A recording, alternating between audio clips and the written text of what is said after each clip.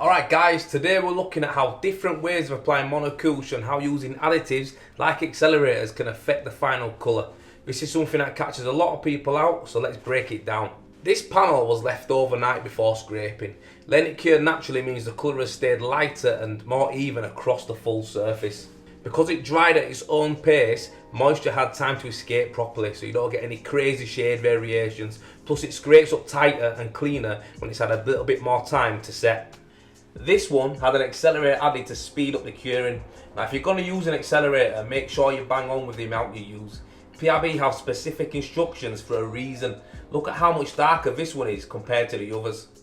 Accelerators trigger a chemical reaction that forces the render to dry faster, which in turn affects the final colour. The quicker it cures, the darker it tends to be. Put simply, if you scrape early, it'll be darker. If you leave it longer, it'll be lighter. This section was floated instead of scraped, so the texture is totally different, and that plays a big role in the final shade.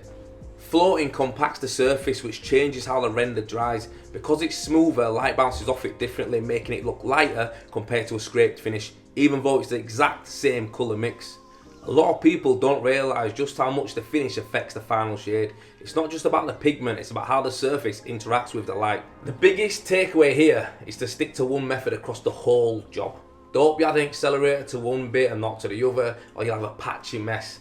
Always apply the render in one go across the full elevation. Don't break it up with a bead and do it at different times. You'll just get noticeable shade differences and it'll stick out like a sore thumb. If you found this useful, make sure you're following us to get more tips and let me know in the comments below what you think. Have you ever had any of these types of problems that I've talked about?